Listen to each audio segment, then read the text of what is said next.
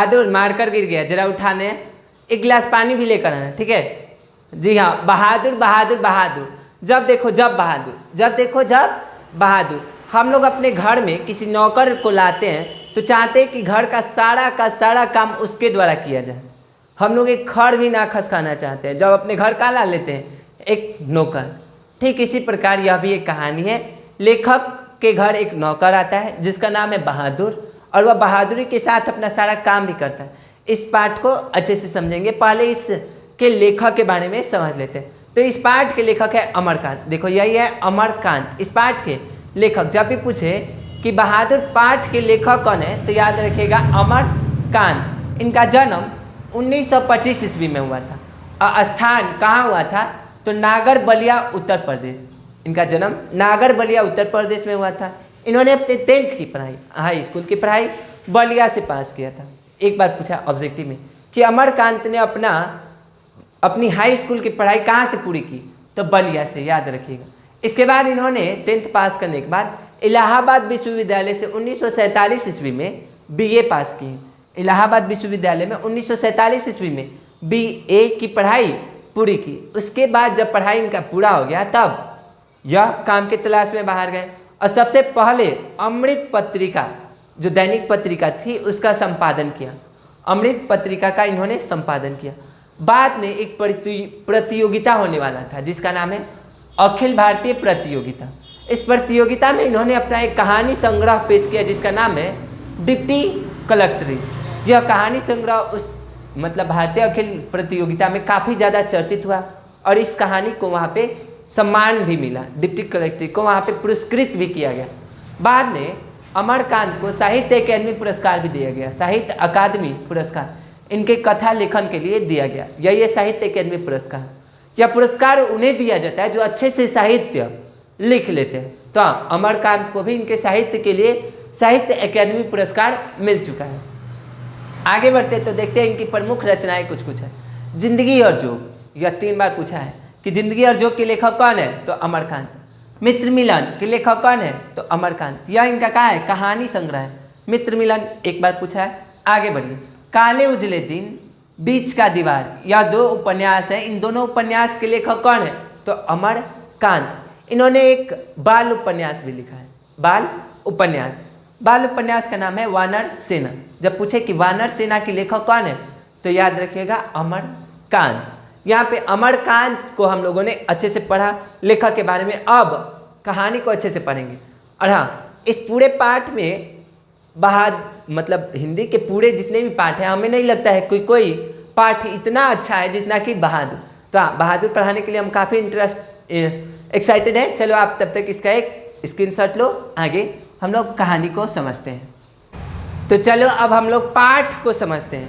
पाठ को समझने से पहले अब पाठ में कौन कौन से लोग हैं उसे समझ जाओ, तो पाठ समझना काफ़ी आसान होगा। एक तरफ है लेखक का परिवार, तो दूसरा तरफ है बहादुर का परिवार। दोनों को समझ लेते हैं कि पहले पाठ में किस किस परिवार से कौन कौन है, तब अच्छे से पाठ को पढ़ेंगे तो समझ में भी आएगा। तो चलो देखते हैं। तो लेखक के परिवार में है पहला लेखक का नाम है अमरकांत, और उसकी पत्नी है जिसका नाम है निर्मला। लेखक और लेखक की पत्नी का नाम निर्मला है। याद रखना, ऑब्जेक्टिव में पूछता है कि लेखक की पत्नी का क्या नाम था, तो निर्मला। यह पूछता है निर्मला कौन थी, तो लेखक की पत्नी। ठीक है।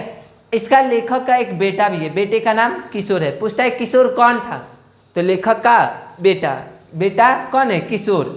और लेखक का एक साला भी है, साला पत्नी का भाई साला कहलाता है। तो लेखक के ये सभी परिवार हैं। ठीक। दूसरा तरफ है बहादुर, जो नौकर है उसके परिवार। तो देखो बहादुर है ये इस कहानी का सबसे मेन कैरेक्टर। बहादुर एक लेखा से कहा जाए तो ये हीरो है इस कहानी का, रियल। ये है बहादुर। इस कहानी में बहादुर है, बहादुर की माँ है और बहादुर के पिता। बहादुर के माँ का नाम नहीं दिया है और पिता का भी नाम नहीं दिया है। पिता का तो एक जगह चर्चा ही है, आगे देखेंगे कब चर्चा। तो इधर बहादुर की यह फैमिली है और इधर लेखक की फैमिली है। अब आप याद रखना, जब हम कहेंगे कि निर्मला थी तो याद समझ जाना कौन किसकी बातें हो रही है, लेखक की पत्नी। किशोर तो कौन, लेखक का बेटा। बोले साला तो कौन, लेखक का साला, मतलब उसकी पत्नी का भाई। ठीक। तो अब हम लोग कहानी को शुरू करते हैं शुरू से। देखो इस कहानी में एक नौकर है जिसका नाम है बहादुर। पहले वो नौकर नहीं है, वह नेपाल का रहने वाला एक लड़का है। कहाँ का? नेपाल का। बहादुर का घर कहाँ है? नेपाल। यह नेपाल का रहने वाला एक लड़का है। इसके पिता युद्ध में मारे जा चुके हैं। देखो पिता लिख के काट दिए हैं, मतलब युद्ध में मारे जा चुके हैं। इसके पिता है ही नहीं। इसके पिता जो है बहादुर, वह युद्ध में मारे जा चुके हैं। और इसकी माँ है। माँ का जो स्वभाव है थोड़ा गुस्सैल टाइप की है, तुरंत गुस्सिया जाती है। माँ गुस्से वाली है। देखो जब माँ नहीं, इसके पिता नहीं है, तो माँ चाहती है कि जो बहादुर है वो घर के किसी किसी काम में थोड़ा थोड़ा मेरा हाथ बटाए, लेकिन बहादुर ऐसा नहीं करता है, जिससे माँ काफ़ी चिड़ी हुई रहती है। माँ के पास एक भैंस भी है। भैंस, बहादुर की माँ के पास एक भैंसिया है। और माँ बहादुर से ज़्यादा किसको प्यार करती है? भैंस को। माँ जो है बहादुर से ज़्यादा किसे प्यार करती है? भैंस को। अब यह देखकर बहादुर काफ़ी मतलब एकदम अच्छा फील नहीं करता था। वह सोचता था बताओ हम इनके बेटा हैं, आई हमसे ज़्यादा किसको प्यार करती है? भैंस को। काहे से कि भैंस के दूध को बेचने से बहादुर के माँ को पैसे आते थे, जबकि बहादुर कोई काम करता ही नहीं था। ना कहते हैं दुधारू गाय के लोग 4 गो लातों बर्दाश्त करता है। मतलब दूध देने वाली अगर गाय है ना, तो 4 गो लतियों देगी, लतिया देगी, तब वो को ना भगाया जाएगा। काहे से कि उसे दूध मिल रहा है। हाँ तो वही बात है। भैंस जो है पैसा देती है माँ को अपने दूध से, इसलिए माँ बहादुर से ज़्यादा किसे प्यार करती है? भैंस को। यह देख बहादुर हमेशा खिसियाई रहता है माँ से। और बहादुर कभी कभी भैंसों को लेकर पहाड़ वहाड़ में जाता है चराने। अक्सर वही काम उम करता नहीं है, पहाड़ में जाके गाना गाता है, चिड़िया के घोंसले से अंडा निकाल के खेलता है। एक दिन जब वह अपने भैंस को चरा रहा था और उसकी माँ थी नहीं, दूसरे खेत में काम कर रही थी, उस दिन बहादुर को अच्छा मौका मिल गया भैंस से बदला लेने का। उस दिन बहादुर काफ़ी ज़्यादा भैंस का पिटाई कर दिया डंटा से। डंटे डंटे बहादुर भैंस की काफ़ी पिटाई कर दिया। और भैंस भागी किसके पास गई? बहादुर के माँ के पास। तो माँ समझ गई आखिर कोई बेजुआ जानवर अपना चारा छोड़कर हमारे पास काहे आएगा। और उसके पीठ पे जो निशान बने हुए थे उसको देख के माँ कल्पना की कि आखिर इसको बहादुर कितना पीटा है। जब बहादुर घर आया तो उस कल्पना का 2 से गुना करके उतना डंटे केकरा के? बहादुर के ऊपर माँ खूब दी, खूब एकदम। अब दर्द से बेचारा बहादुर कराह रहा था। दोगुना उसकी पिटाई कर दी। कौन? बहादुर की माँ। इस पिटाई के बाद बहादुर का माँ से मन फट गया एकदम। एक तो प्यार वार करती ना है, और दूसरा इतना ज़्यादा मार दी। तो इस मार के बाद बहादुर का अपने माँ से मन पूरा फट गया। वह माँ से मतलब प्यार अब नहीं करता है। रात भर मार खाने के बाद वह जंगल में रहा। सुबह होने से पहले वह घर में घुसा और दही के हांडी से घी के हांडी में रखे 2 रुपये, ज़्यादा नहीं 2 रुपये लेके भाग गया। 2 रुपये लेकर अपने घर से भाग गया। इसके घर से बस स्टैंड जो है 6 मील की दूरी पर थी। 6 मील के दूरी पर एक घर से बस स्टैंड था। वहाँ से गोरखपुर बिहार और नेपाल के बॉर्डर पर ही का घर था बहादुर का। तो वहाँ से बस स्टैंड सिर्फ 6 मील की दूरी पर था। 6 मील की दूरी पर बस स्टैंड गया। अब बस स्टैंड से बस पकड़ कर गोरखपुर आ गया। अब यहीं पे एंट्री होता है किसके? लेखक के साले साहब का। लेखक का साला उसी बस में बैठे थे जिस बस में बहादुर गोरखपुर आ रहा था। लेखक का साला। इससे पहले लेखक अपने बहन के शादी में अपने घर गया था। इसके पहले लेखक जो है अपने बहन के घर शादी में गया था। तो वहाँ पे लेखक के सभी रिश्तेदार मतलब भाई बहन सभी उच्च ओहदे पे थे, अच्छे खासे कमा रहे थे। तो सबके पास क्या थे? नौकर थे। तो वहाँ पे नौकर का सुख देखकर निर्मला, लेखक की पत्नी, काफ़ी अच्छा नहीं लगा। लेखक की पत्नी के पास कोई नौकर नहीं था। तो जो लेखक है वो अभी सोचता है कि एक निर्मला है जो सुबह से लेकर शाम तक खटती है, और एक मेरी भाभीियों को देखो, 2 गो इसकी भाभी है, भाभीियों को देखो जो नौकर का सुख का फ़ायदा उठा रही है। उनके घर शादी में 2 गो नौकर रखा हुआ था। वैसे भी उनके घर नॉर्मल में नौकर रहता है। तो दिन भर चरपाई तोड़ती है, सारा का सारा काम कौन कर रहा है? नौकर। तो वहीं लेखक सोचता है वह लोग बहुत ही भाग्यशाली होते हैं जिनके जीवन में नौकर का सुख होता है। वहीं से जब वापस आया तो इसे भी लगा कि अपने घर भी नौकर रखना चाहिए। नौकर रखना कई कारणों से भी ज़रूरी हो गया था। निर्मला का तबीयत खराब रहता था और घर का सारा काम करना होता था, और जहाँ रहता था वहाँ सभी इसके रिश्तेदार वगैरह में सबके घर नौकर थे, तो इस कारण से भी इसके घर भी नौकर होना ज़रूरी हो गया था। तो एक दिन निर्मला जो है, निर्मला का भाई जब लेखक का साला बहादुर को देखा बस में, तो उससे बातचीत किया और बातचीत करके लेखक के घर लाया। लेखक के घर बहादुर को आता देख सबके मन में काफ़ी खुशी रही। जैसे मान लो एगो लेखक के घर नौकर है ना, एक सदस्य, जिस आंखों में सबकी चमक होने लगी। 2-4 दिन तक एकदम खुशनुमा माहौल बना रहा। जैसे घर में कुछ चीज़ नया नया आता है तो मान लो एगो साइकिलो खरीदते हैं लोग, तो बहुत खुशी होता है कि चलो साइकिल है, उनको साफ़ सफाई करते हैं लोग। ठीक है, हम भी एगो साइकिल खरीदे हैं तो यहीं पे लगा है, चलो। तो काफ़ी खुशनुमा माहौल रहा कि चलो अब घर में क्या आ गया, नौकर, अब सारे काम अच्छे से आराम से हो जाएंगे। तो वहीं पे उस बहादुर को निर्मला कुछ बातें बताई कि देखो इस मोहल्ले में बहुत ही तुच्छ लोग रहते हैं, छोटे, जो तुमसे अगर कोई काम कहे ना तो तुम कहना अभी आते हैं, और कह के घर के अंदर आ जाना। बाद में यह सब बातें बता दिया गया बहादुर को कि देखो बहादुर, यहाँ पे रहोगे तुम, यहाँ पे नौकर के साथ भेदभाव नहीं किया जाता है। जो चीज़ घर के लोग खाते हैं वही नौकर को भी खिलाया जाता है। और यहाँ रहोगे तो लेखक के बाल बच्चों के साथ तुम भी थोड़े पढ़ लिख लोगे और तुम्हारा भी लाइफ अच्छा हो जाएगा। और यहाँ पे अच्छे से खाना पीना मिलेगा, अच्छे से काम करना, इस घर को अपना घर समझ के रहना। हाँ, कुछ निर्देश दे डाले। कौन? लेखक की पत्नी निर्मला उसे समझा दी। और बाद में अब देखो नौकर को दिन भर बुलाना होता है, तो नौकर का नाम जो है बहादुर, उसका पूरा नाम था दिल बहादुर। दिल बहादुर। अब कौन कौन बार बार कहता है दिल बहादुर इधर आओ, दिल बहादुर इधर आओ, तो सबसे बढ़िया था उसका नाम में से दिल हटा दो।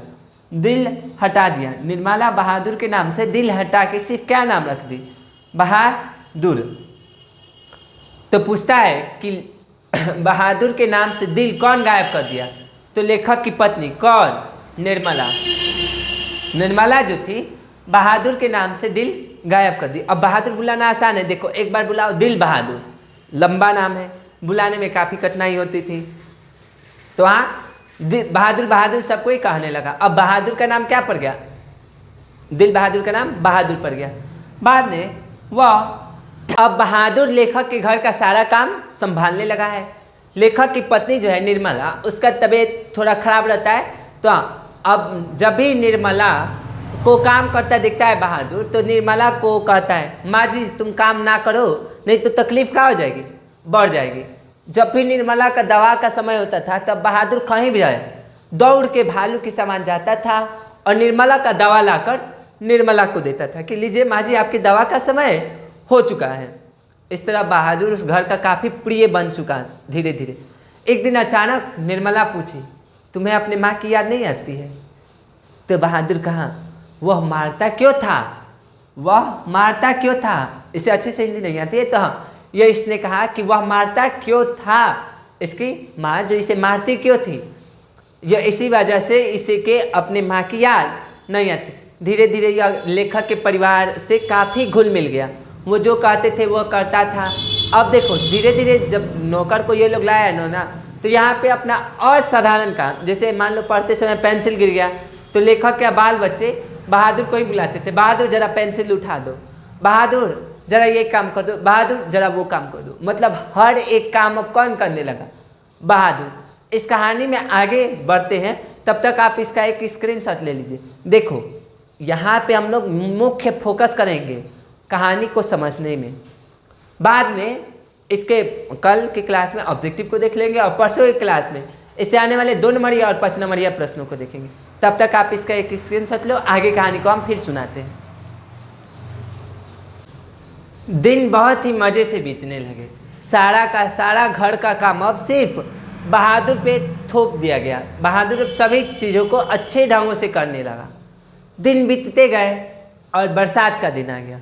बरसात के दिनों में भी वह काफ़ी अच्छे से सभी काम को करने लगा। अब देखो निर्मला के पास एक नौकर आया है ना, तो नौकर का सुख एक बड़ा ही सुख होता है। और ऐसा थोड़ी है कि सब किसी के पास नौकर होता है। तो हाँ, अब वह पंच में थोड़ा ऊपर उठकर और उनका पंच में आसपास में ऊंचा ओहदा हो गया। और लेखक जो है पहले तो किसी से सीधा मुंह बात नहीं करता था और अब थोड़ा और तन गया। अब मेरे पास क्या है, नौकर है। वह लोग बहुत ही खुशनसीब होते हैं जिनके जीवन में नौकर का सुख होता है।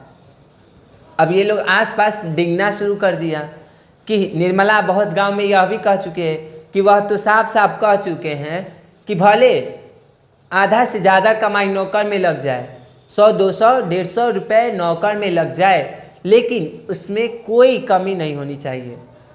बहादुर के लिए जब वह आया था उसी समय एक नया कमीज बन गया था और एक कमीज बनने के लिए दिया गया था।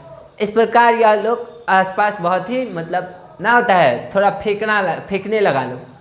एक दिन अचानक पड़ोसी को सुनाते समय निर्मला कही, बहादुर आके खाना क्यों नहीं खा लेते? हम लोग दूसरों की तरह नहीं हैं जो नौकर को रखते हैं और उसे भरपेट खाना नहीं देते हैं। इस तरह ये लोग काफ़ी अपने आप को ऊंचा समझने लगा समाज में। अचानक एक दिन लेखक का जो बड़ा बेटा है किशोर, एक ही तो बेटा है का इसमें चर्चा है किशोर, तो लेखक का जो बड़ा बेटा है किशोर वह काफ़ी शान और शौकत वाला था। किशोर अब अपने कड़े नियम सब बहादुर को बता दिए था कि ये मेरे काम सबसे पहले होने चाहिए। घर में किसी का काम होके चाहे ना होके। इसका जैसे सुबह कॉलेज जाने से पहले साइकिल की सफाई, शाम में भी साइकिल की सफाई। सोचो, रोज़ सुबह शाम साइकिल की सफाई। सुबह स्कूल जाने से पहले जूते में पॉलिश लग जाना चाहिए था। समझ में आया? देख रहा है, जूता में पॉलिश लग जाना चाहिए था, साइकिल की सफाई हो जानी चाहिए थी और इसका कपड़ा रोज़ धोकर इस्त्री भी हो जाना चाहिए था। रोज़ रोज़ अब किशोर एकदम तन के रहने लगा। भाई शान और शौकत वाली बात है, अब नौकर आ गया घर में, सारा काम कर रहा है। रात के समय यह अपने देह का मालिश भी पर डे करवाता था और मुक्की भी लगवाता था। जैसे सैलून में आप लोग देखे होंगे ना, लगता है जंपिंग, तो शरीर को पूरा मुक्की से मलवाता भी था।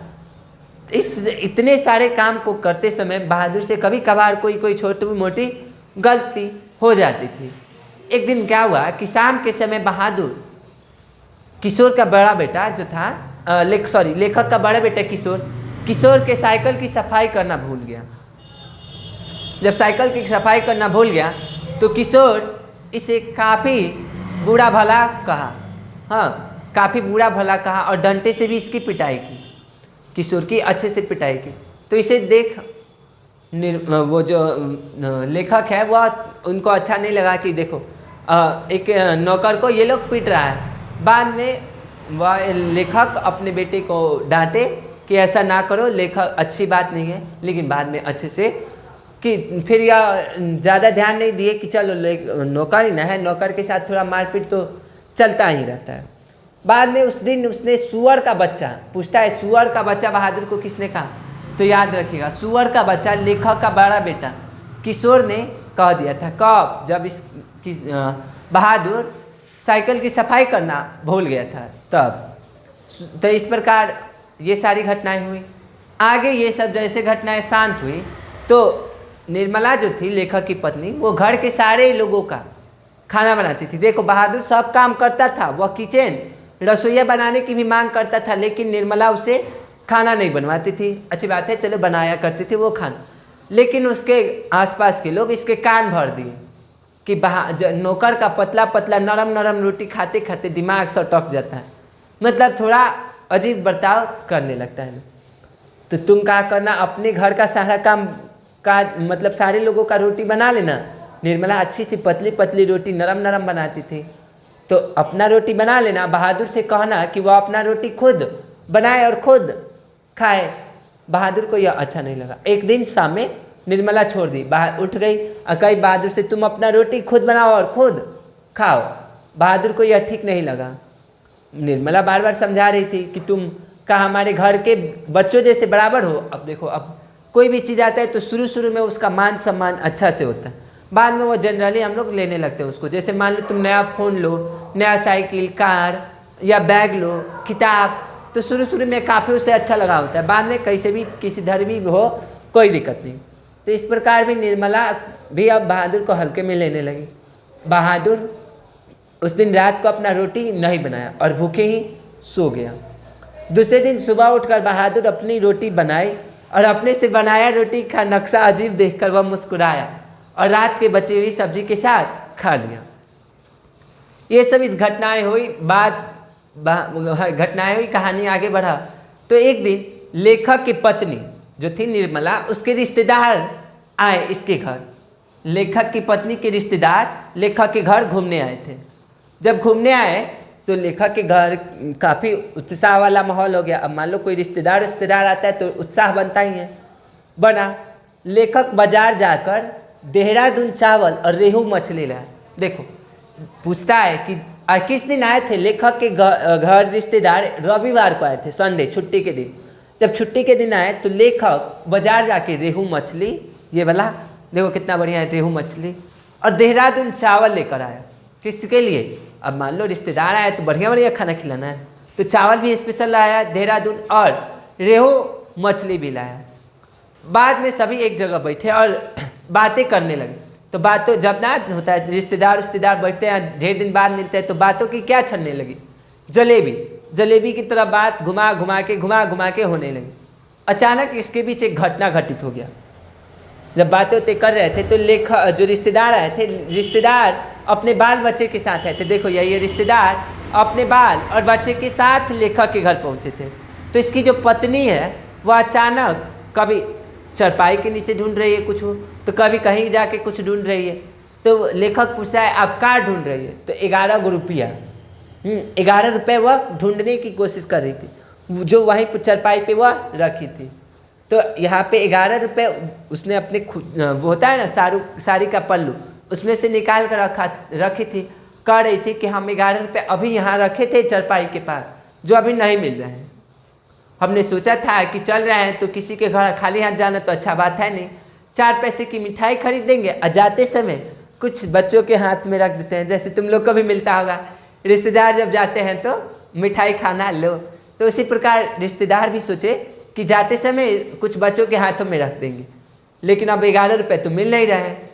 अब 11 रुपये सभी को ढूंढने का प्रयास किया। बाद में रिश्तेदार की पत्नी बोली कि ज़रा उससे पूछ लीजिएगा, वह भी इधर आया था कि हो सकता है वह चुरा लिया होगा। किसे? बहादुर को।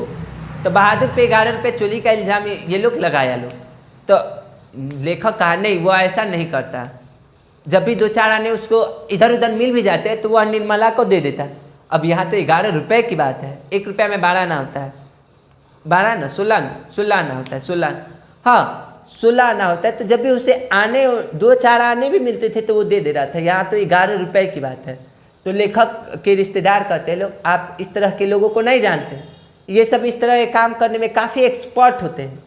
कि कहीं चुनाव आया होगा, बाहर गया था अभी, तो उसको बुलाया लेखक और पूछा बहादुर तुम 11 रुपये लिए हो? बहादुर लिया नहीं था। तो बोला नहीं। तो बाबूजी, देखो बहादुर जो है लेखक को बाबूजी कहकर पुकारता था। इसको ऑब्जेक्टिव के क्लास में सब कल करेंगे लोग, ठीक है। अभी कहानी पे मुख्य फोकस कीजिए। अब होता है क्या कहानी भी और ऑब्जेक्टिव और प्रश्न तो सब एक में घोल मठा कर देते हो, इसलिए समझ में नहीं आता है। अभी कहानी पढ़ो, कल इसका ऑब्जेक्टिव करेंगे लोग और परसों 2 नंबर ये प्रश्नों को करेंगे लोग। हर रोज सुबह 8 बजे अपना वीडियो आ जाता है। अभी हिंदी का सीरीज चल रहा है, हिंदी शुरू से स्टार्ट हुआ है, 1 पार्ट 2 पार्ट करते करते 6 पार्ट तक पहुँचे लोग। इसी प्रकार पूरा हिंदी हो जाएगा, दोनों बुक, उसके बाद संस्कृत पढ़ेंगे लोग, उसके बाद आगे के प्लान को आगे बताएंगे। तब तक आप अभी इस कहानी को समझो। तो वहाँ पे 11 रुपये चोरी का इल्ज़ाम बहादुर पे लगाया गया। पूछता है कि बहादुर पे कितने रुपये चोरी का इल्ज़ाम लगा? तो 11 रुपये। बाद में जब लेखक को गुस्सा आ गया इस बात को कि देखो बोलो है नहीं रहा है, कितना घाक है कि मान लो एक दूता पर मार दे तो क्या पता लेखक बहादुर बता दे कि हाँ लिए थे। तो उछाल के तमाचा मार दिए लेखक बहादुर को, बड़ा इतना ज़ोर से मारे कि बहादुर गिरते गिरते बच गया। उस दिन बहादुर काफ़ी रोने लगा। अब लेखक सब कोई मारने लगा। देखो निर्मला भी मारने लगी, निर्मला का बेटा भी मारने लगा, अब लेखक भी मारने लगा। इस घटना के बाद बहादुर काफ़ी उदास रहने लगा कि देखो सब कोई अब मार रहा है, अच्छा नहीं लग रहा है। अब देखो जिस काम में अगर किसी को मन ना लगेगा ना तो वहाँ पे वह उदास हो जाता है, तो काम में भी गलतियाँ काफ़ी ज़्यादा करने लगता है। तो इस प्रकार इस घटना के बाद बहादुर से काफ़ी ज़्यादा गलतियाँ भी होने लगी। तो जब भी गलती हो जाता था तो एक गलती के लिए अब उसको दो दो मारते थे। लेखक तो रहता नहीं था, दफ्तर जाता था, एक निर्मला मारती थी और किशोर दोनों मारता था सब। तो बहादुर अब चिड़चिड़ा सा बन गया, थोड़ा अच्छा नहीं लगा। अब मान लो जब आया था तब ना 12-13 साल का था, अब छोटा लड़का था उस समय, उससे कोई भी काम करवा लो। अब बड़ा हो गया है, हाँ तो बड़ा हुआ है तो उसे भी अब अच्छा नहीं लगता है कि सब कोई मारते रहे। ये बात छोड़ी, ठीक है। बहादुर एक दिन अचानक बरामदे में रखे सिलबट्टा को लेकर रखने जा रहा था कहीं कि अचानक उसके हाथ से छूटकर वह सिलबट्टा टूट गया। अब यह टूट गया तो यह फिर सोचने लगा कि अब फिर बहादुर किशोर मारेगा, निर्मला मारेगी, इससे बढ़िया घर में छोड़ दो जा। घर छोड़कर उस दिन बहादुर भाग गया। जब भाग गया तो शाम के वक्त लेखक दफ्तर अपने ऑफिस से शाम को घर आए तो देखे कि घर का सारा काम वैसे का वैसे पड़ा, बिना धोए हुए बर्तन इधर पड़े हैं। हाँ, घर पूरा उसे काट सा रहा था। अब दफ्तर से आता था तो एकदम घर चकाचक लगता था, सब काम। अंगीठी नहीं जली हुई थी, अंगीठी मतलब जिस पे खाना वाना बनता है, अंगीठी नहीं जली हुई थी। बर्तन भारे जिस तरह थे वैसे ही पड़े थे, गंदे गंदे। अचानक निर्मला कही बहादुर भाग गया। जैसे ही यह लेखक सुना बहादुर भाग गया, वैसे ही दिमाग में एक चीज आया, कुछ लेकर तो ना भागा है। तो निर्मला कही यही तो अफसोस है कि कुछ लेकर गया ही नहीं। वो उसके पास जो भी चीज़ें थी वो भी छोड़ के गया था। वो अपने गांव से कुछ कुछ चीज़ें लाया था। देखो जैसे ताश का पत्ता, रंग बिरंगे पत्थर, भूरे रंग का एक टोपी भी लाया था जिसे वह रात के समय खेलता था। उसके पास एक कागज़ की नाव भी थी, ऐसा, ठीक है, कागज़ का नाव, कुछ रंग बिरंगे पत्थर, ब्लेड भी था। उसके पास एक टूटा हुआ ब्लेड भी था जिससे वह रात के समय सोते जब भी जाता था तो उसे खेलता था और पहाड़ी गानों को गाता था। तो लेखक कहती है ये सब भी अपना सब चीज़ छोड़ के गया है, कुछ लेकर गया ही नहीं। अगर गया होता तो मान लो एक संतुष्टि होता, चलो चोरी करके भाग गया। तो लेखक भी काफ़ी उदास हो गया। किशोर पूरे शहर में उसको ढूंढ लिया कि कहीं बहादुर मिल जाए तो मैं उससे माफ़ी मांग लूँगा। और आके घर पे कहता है माँ अब ऐसा नौकर कभी नहीं मिलेगा। हाँ देखो, जब किसी चीज़, कोई व्यक्ति के पास कोई कीमती चीज़ हो ना तो वह उसका कीमत नहीं जानता है। जब वह खो जाए तब वह समझता है कि वह कितना अनमोल था। हाँ, उसकी याद काफ़ी ज़्यादा आती है। तो बहादुर को पूरा गांव शहर में ढूंढा गया, बहादुर कहीं नहीं मिला। जब बहादुर कहीं नहीं मिला तो लेखक उठा और जाके उसके जेब में चेक किया कि वह 11 रुपये इसने कहीं चुराए तो नहीं थे। तो जब लेखक गया उसके बहादुर के जेब में हाथ डालने, तो हाथ डालकर देखा तो कुछ नहीं मिला, बस वही पुराने ताश की गड्डी, रंग बिरंगे पत्थर, कागज़ के नाव, टूटे हुए ब्लेड, भूरे रंग का टोपी, यही सब था। और उसके पास एक भूरे रंग का जूता भी था जो यही दिया था, लेखक के साले साहब के बेटे का था, भूरे रंग का जूता। वह सब छोड़ के बहादुर चला गया था। तो इन सबको काफ़ी अफसोस हुआ कि देखो अपना सामान भी कम से कम ले जाता, कोई चुरा के ले जाता है तो चलो अब ये संतोष होता है ना, चलो हुआ उसका मकसद पूरा हुआ, चुरा के ले। अब एकदम उदार बन गया, एकदम बढ़िया वाला व्यक्ति। तो हाँ देखो, इसका नाम इसलिए भी बहादुर लेखक ने रखा है, कितना बढ़िया। बहादुर के साथ सारा काम भी किया और लास्ट में इसके घर को छोड़कर चला भी गया। अपने मान सम्मान भी है उसका, इसकी रक्षा के लिए वह इनका घर छोड़कर चला गया। बाद में लेखक का बेटा कहता है माँ अब ऐसा नौकर कभी नहीं मिलेगा हमें। फिर निर्मला उदास हो जाती है और अपने आँखों पे आंचल रखकर रोने लगती है कि वह लोग बहुत ही खुश नसीब होते हैं जिसके भाग्य में नौकर का सुख होता है। अब से फिर से सारा काम हमें ही करना पड़ेगा। मेरे भाग्य में लेखक नौकर का सुख कभी रखा ही नहीं था। इस तरह लेखक की पत्नी निर्मला कभी रोने लगती है। तो हाँ, आपके पास जो चीज़ है उसका आदर करो, सम्मान करो। बहुत सारी चीज़, जैसे बुक का भी है, बुक अगर आप बुक का आदर करोगे तभी बुक आपका आदर करेगा। जो भी चीज़ है उसका अच्छे से सम्मान करो, आदर करो, ठीक है। यह कहानी यहाँ पे समाप्त होता है। कल की क्लास में इससे पूछे जाने वाले सभी ऑब्जेक्टिव को देखेंगे। आपको बताओ यह कहानी कैसा लगा। आप लोग भी कहानी पढ़े ही होंगे, तो ये काफ़ी इंटरेस्टिंग कहानी था, काफ़ी मज़ेदार था। ठीक, बताओ दिल बहादुर के नाम से दिल कौन गायब कर दिया, कमेंट बॉक्स में। ठीक है, मिलते हैं नेक्स्ट क्लास में। अगर आप हमसे ऑफलाइन क्लासों में जुड़ना चाहो तो सारण जिला के छपरा में अपना क्लास चलता है, छपरा शहर में इस नंबर पे कॉल करके पूछ सकते हो क्लास कहाँ चलता है कहाँ नहीं। हम लोगों का हिंदी बैच पूरे समाप्त हो चुका है। 1 जून से संस्कृत स्टार्ट होने वाला है। अगर आप संस्कृत पढ़ना चाहो और छपरा में पढ़ते हो तो संस्कृत के बैच में जल्द से जल्द ज्वाइन कर ले, नहीं तो फिर बैच बढ़ जाएगा। मिलते हैं इसके ऑब्जेक्टिव के साथ कल की क्लास में। तब तक के लिए जय हिंद जय भारत।